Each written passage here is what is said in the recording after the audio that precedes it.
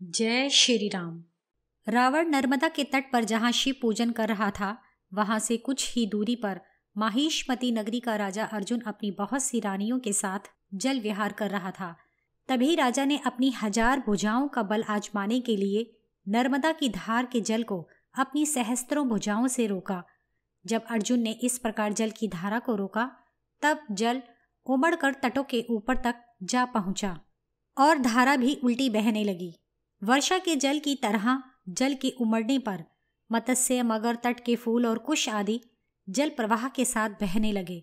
अर्जुन के रोके हुए जल प्रवाह से रावण की पूजा के लिए एकत्रित किए हुए सभी फूल बह गए। रावण अपना पूजन समाप्त भी न कर पाया था कि उसे बीच में ही जल के प्रवाह के कारण अपना पूजन छोड़ देना पड़ा। उस समय वह नर्मदा की ओर घूर कर वैसे ही देखने लगा जैसे कोई पुरुष प्रतिकूल आचरण करने वाली अपनी पत्नी की ओर देखता है। उसने देखा कि सागर के वेग के समान जल की धारा पश्चिम से पूर्व दिशा की ओर बढ़ रही है। कुछ समय पश्चात नर्मदा नदी पूर्व की ही भांति शांत भाव से बहने लगी, इसलिए सभी तटवासी पक्षी निडर हो गए। तब रावण ने मुख से कुछ भी न कहकर शुक और सारण को नदी के तेज प्रवाह का कारण जानने के लिए संकेत किया। रावण की आज्ञानुसार वे दोनों भाई पश्चिम की ओर आकाश में उड़े। जब वे दोनों निशाचर उड़ते उड़ते आधे योजन तक निकल पड़े, तब उन्होंने देखा कि एक पुरुष स्त्रियों के साथ जल विहार कर रहा है। वह साल वृक्ष की तरह ऊंचा है। उसके सिर के बाल खुले हुए हैं। उसकी आंखें मदिरा पान से सुर्ख हो रही थीं और वह मतवाला सा हो रहा था। दोनों ने देखा कि अर्जुन अपनी 1000 भुजाओं से नदी के जल को रोके हुए अचल अटल खड़ा है और हजारों सुंदर युवतियां उसको घेरे हुए खड़ी थीं।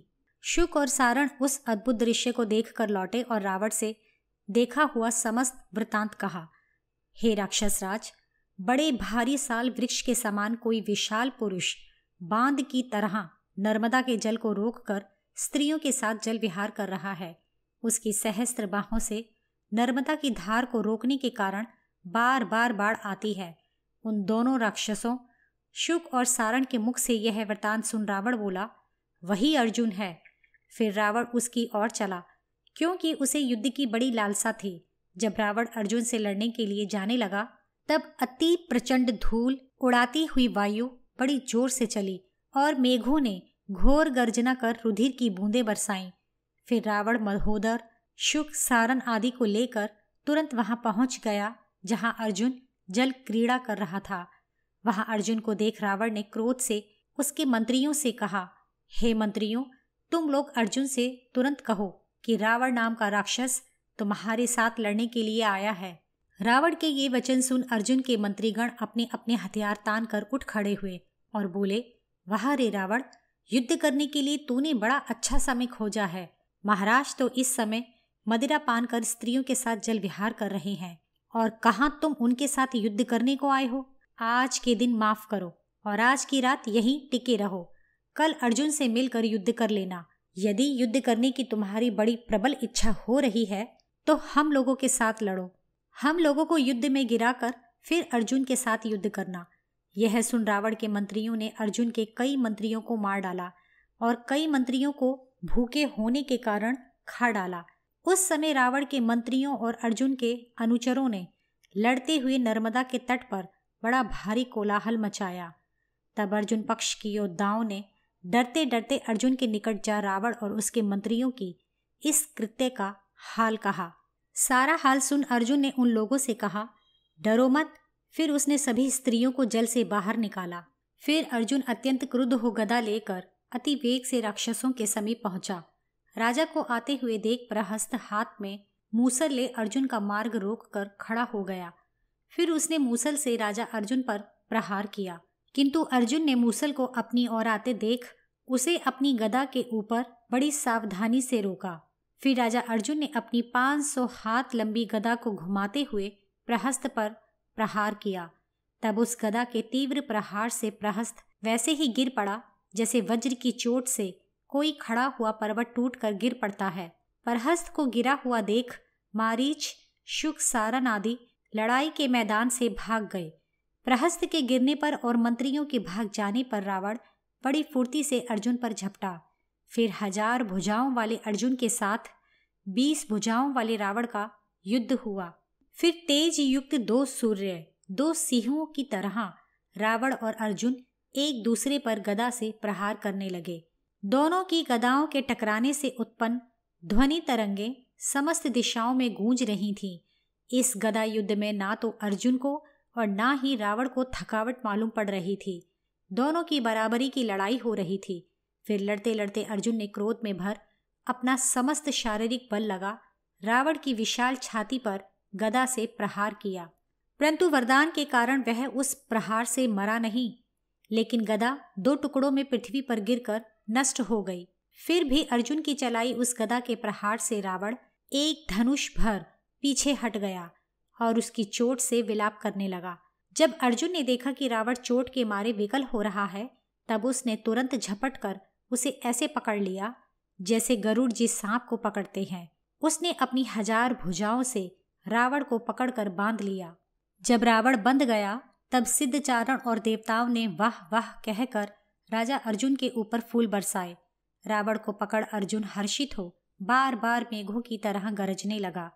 इतने में प्रहस्त की मूर्छा दूर हो गई। तब वह क्रोध में भरकर अर्जुन पर झपटा। प्रहस्त के अतिरिक्त अन्य राक्षस भी आकर अर्जुन पर झपटे। वे सब दौड़ते हुए चिल्ला रहे थे कि छोड़ छोड़, और साथ ही राजा अर्जुन के ऊपर मूसल और बर्छियां चला रहे थे, पर अर्जुन उनके चलाए शस्त्रों को अपनी देह पर न लगने देते थे और बीच में ही उनको अनायास ही गपक लेते थे। फिर राजा अर्जुन ने रावण के मंत्रियों को मारकर और भली भांति डराकर भगा दिया। राक्षसों को भगाने के बाद अर्जुन अपने हितैषियों के साथ रावण को बंदी बनाए हुए अपनी माहिष्मती नगरी में पहुंचे। उस समय राजधानी वासी ब्राह्मणों तथा अन्य नगरवासियों ने इंद्र के समान पराक्रमी अर्जुन पर अक्षत और पुष्पों की वर्षा की। राजा अर्जुन द्वारा रावण का पकड़ा जाना ऐसा है मानो वायु को पकड़ लिया हो। स्वर्ग में इस प्रकार वार्तालाप करते हुए पुलस्त्य जी ने जब देवताओं के मुख से यह बात सुनी, तब सुनते ही पुलस्त्य जी पुत्र स्नेह के कारण थर्रा उठे। फिर अर्जुन से भेंट करने के लिए वे आकाश मार्ग से मन के समान तीव्र गति से माहिष्मती में जा पहुंचे। फिर राजा अर्जुन के द्वारपालों ने उनके आगमन की सूचना राजा को दी। राजा ने जब तपस्वी पुलस्त्य जी का नाम सुना, तब वे हाथ जोड़े हुए उनकी अगवानी को गए। राजा के पुरोहित अर्घ्य और मधुपर्क की सामग्री लेकर राजा के आगे आगे हो लिए। उदय हुए सूर्य भगवान की तरह उन ऋषि को आया हुआ देख सहस्त्र बाहु ने बड़े आदर के साथ प्रणाम किया और उनका मधुपर्क, गौ और अर्घ्य आदि से आतिथ्य किया। फिर अत्यंत हर्षित हो गदगद कंठ से मुनि पुलस्त्य जी से कहा, हे ब्रह्मन, आज मुझे आपके दुर्लभ दर्शन प्राप्त होने से मेरी यह माहिष्मती नगरी अमरावती के समान हो गई है। हे देव, आज मेरा तप सिद्ध हुआ, जन्म और यज्ञ भी सफल हुआ, व्रत पूरा हुआ और अधिक क्या कहूँ, आज सब प्रकार से मेरा मंगल हुआ। हे देव, देवताओं से भी वंदनीय आपके चरणों के आज मुझे दर्शन हुए हैं। हे ब्रह्मन, यह राज्य, ये पुत्र व ये स्त्रियां आदि हम सब लोग आपकी सेवा के लिए उपस्थित हैं। यह सुनकर पुलस्त्य मुनि ने धर्म और पुत्रों का कुशल मंगल पूछा। फिर वे अर्जुन से बोले, हे नरेंद्र, तुम में अतुलित बल है, तभी तो तुमने दशग्रीव को जीत लिया है। अहो, जिसके भय से सागर और पवन भी चुपचाप आज्ञा पाने की प्रतीक्षा किया करते हैं, हे राजन, तुमने मेरे उसी रण दुर्जय पौत्र को युद्ध में परास्त कर बांध लिया है। तुमने उसको दबाकर अपना नाम विख्यात किया है। हे वत्स, अब मैं तुमसे यही मांगता हूँ कि मेरा कहना मानकर तुम रावण को छोड़ दो। श्रेष्ठ अर्जुन ने ऋषि पुलस्त्य जी की आज्ञा को माथे चढ़ाया और तनिक भी आपत्ति किए बिना सहर्ष रावण को छोड़ दिया और मूल्यवान वस्त्रों, आभूषणों और उत्तम पुष्पमालाओं से रावण का सत्कार भी किया। फिर अग्नि के समक्ष मन को शुद्ध कर उससे मित्रता भी कर ली। फिर ब्रह्मा जी के पुत्र पुलस्त्य जी को प्रणाम कर राजा अर्जुन अपने भवन में चला गया। पुलस्त्य जी ने भी रावण को विदा किया और ब्रह्मलोक को चले गए। यद्यपि अर्जुन ने रावण को गले लगाया और उसका आतिथ्य किया, फिर भी हार जाने के कारण रावण लज्जित होता हुआ लंका को गया। हे रघुनंदन, सहस्त्र बाहु अर्जुन से मित्रता कर और गर्व में भर कर रावण अन्य राजाओं का नाश करता हुआ पृथ्वी मंडल पर घूमने लगा। जहां कहीं भी वह अधिक बलवान मनुष्य या राक्षस का पता पाता वहीं दौड़ कर जाता और उसे युद्ध के लिए ललकारता था। एक दिन रावण बाली की किष्किंधापुरी में पहुंचा और उसने स्वर्ण मालाधारी बाली को लड़ने के लिए बुलाया। तब तारा के पिता और बाली के मंत्री तार ने युद्ध की अभिलाषा से आए हुए रावण से कहा, हे राक्षसराज, बाली जो तुमसे लड़ सकता है कहीं बाहर गया हुआ है। अन्य किसी वानर में इतनी शक्ति नहीं है जो तुमसे लड़ सके। अतः हे रावण, एक मुहूर्त भर ठहरो। बाली चारों समुद्रों पर संध्या कर अभी आने वाला है। हे राजन, शंख के समान सफेद हड्डियों के इस ढेर को देख लो। ये उनकी अस्थियां हैं जो वानर राज बाली से युद्ध करने की इच्छा रख यहाँ आ चुके हैं। हे राक्षस राज, यदि तुमने अमृत भी क्यों न पिया हो तो भी बाली के सामने से तुम जीवित नहीं लौट सकते। आज तुम इस अद्भुत संसार को देख लो और कुछ समय ठहरो, फिर तो तुम्हारा जीवन दुर्लभ हो जाएगा। और यदि तुम्हें मरने की शीघ्रता हो तो दक्षिणी समुद्र के तट पर चले जाओ, वही कहीं उससे तुम्हारी भेंट हो जाएगी। बाली पृथ्वी पर स्थित अग्नि की तरह भभकता है, इसलिए उसे पहचानने में तुम्हें कोई कष्ट न होगा। तार की इन बातों को सुन और उसका तिरस्कार कर रावण पुष्पक विमान पर सवार हो दक्षिण समुद्र की ओर गया। वहां पहुंचकर रावण ने सोने के पहाड़ की तरह और मध्याह्न के सूर्य की भांति प्रकाशवान मुख वाले बाली को संध्या उपासना में मग्न देखा। काजल के समान काले रंग का रावण विमान से उतरकर तुरंत दबे पांव बाली को पकड़ने के लिए आगे बढ़ा, किंतु बाली ने अचानक रावण को देख लिया और उसका दुष्ट अभिप्राय जानकर भी वह जरा भी न घबराया। बाली अपने मन में विचार कर रहा था कि यह पापी राक्षस मुझे पकड़ने को आ रहा है, सो यह ज्यों ही मेरे निकट आएगा तभी मैं इसे अपनी कांख में दबाकर 3 समुद्रों पर जाऊंगा। इस प्रकार अपने मन में निश्चित कर बाली चुपचाप संध्या उपासन करता हुआ पर्वतराज की तरह निश्चल हो वहां खड़ा रहा।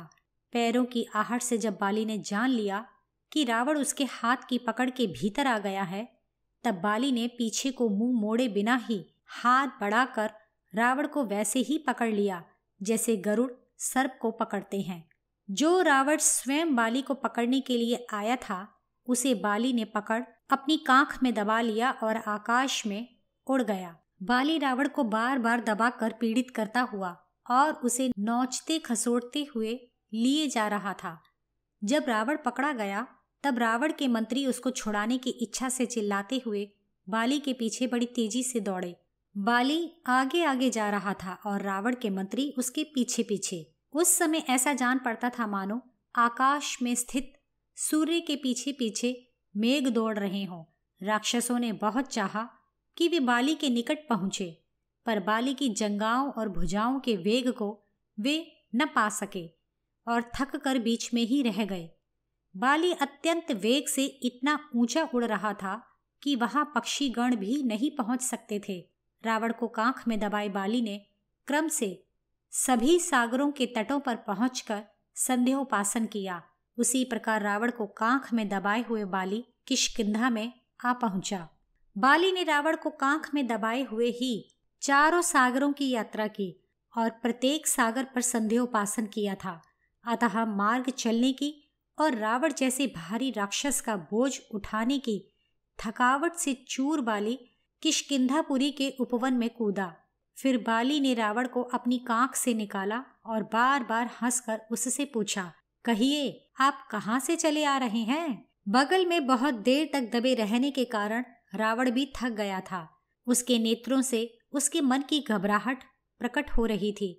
फिर रावण अत्यंत विस्मित हो बाली से कहने लगा, हे इंद्र तुल्य पराक्रमी वानरेंद्र, मैं राक्षसों का राजा हूँ। मेरा नाम रावण है।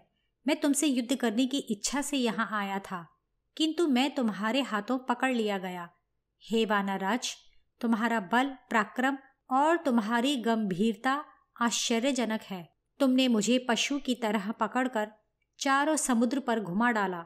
मुझे तो ऐसा कोई वीर नहीं दिखलाई पड़ता जो मुझे लिए हुए और बिना थके इतनी जल्दी चारों समुद्रों पर घूम आए। हे वानराज, ऐसी गति मन, वायु और गरुड़ केवल इन्हीं 3 प्राणियों की है और आप में भी इन्हीं के जैसे गमन शक्ति है, इसमें संदेह नहीं। मैंने तुम्हारा बल प्रत्यक्ष देख लिया। अब मैं अग्नि के सामने आपके साथ निष्कपट और चिरस्थायी मित्रता करना चाहता हूँ। आज से पुत्र, पुर, राज्य, भोजन आदि सब कुछ मेरा और तुम्हारा एक ही होगा। फिर अग्नि जलाई गई और अग्नि के सामने वानरराज और राक्षस राज की मित्रता हुई। दोनों में भाईचारा हो गया और दोनों एक दूसरे के गले लगे। फिर बाली और रावण हर्षित हो एक दूसरे का हाथ पकड़े हुए किष्किंधा में गए। किष्किंधा में रावण 1 मास तक बाली के छोटे भाई सुग्रीव की तरह रहा। फिर त्रैलोक्य का नाश करने की इच्छा रखने वाले रावण के मंत्री वहां आए और उसे वहां से लिवा ले गए। हे राम, यह एक पुरानी घटना का वृतांत है। बाली द्वारा परास्त होकर रावण ने अग्नि के समक्ष बाली के साथ भाईचारा किया था। बाली में उत्तम बल था, किंतु अग्नि जिस प्रकार पतंगे को जला डालती है, उसी प्रकार तुमने बाली को एक बाण से मारकर ढेर कर दिया। फिर श्री राम जी विनम्र होकर हाथ जोड़कर अगस्त्य जी से यह वचन बोले, यद्यपि बाली और रावण में अतुल बल था, फिर भी मेरी समझ में ये दोनों ही हनुमान जी के समान न थे। शौर्य, चातुर्य, बल, धैर्य, पांडित्य, कार्य सिद्ध करने की योग्यता, विक्रम और प्रभाव, इन गुणों के तो हनुमान जी आश्रय स्थल हैं। क्योंकि सीता को खोजती हुई जब वानरी सेना समुद्र को देख विकल हो रही थी, तब यह वीर उन्हें धीरज बंधा 100 योजन चौड़ा समुद्र लांग कर गए थे। फिर लंका की अधिष्ठात्री राक्षसी को परास्त कर रावण के अंतःपुर में सीता का इन्होंने ही पता लगाया और उनसे वार्तालाप कर उनको ढांढस बंधाया।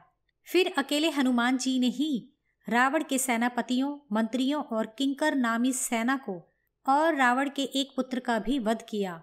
फिर इन्होंने लंका को फूंका।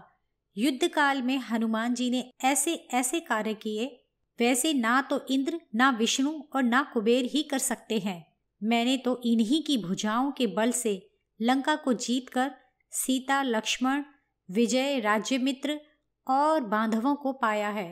अधिक क्या कहूँ, यदि हनुमान मेरी सहायता न करते तो जानकी का पता तक लगाना कठिन था। जब सुग्रीव और बाली में बैर हो गया, तब इन हनुमान जी ने अपने पराक्रम से बाली को भस्म क्यों नहीं किया? मैं तो यह समझता हूँ कि उस समय हनुमान जी अपने बल को नहीं जानते होंगे, नहीं तो अपने प्राण प्रिय मित्र सुग्रीव को इस प्रकार दुखी देख ये चुपचाप न बैठे रहते। अतः हे भगवान, हनुमान जी के संबंध में जो यथार्थ वृतांत है उसे भी कहिए।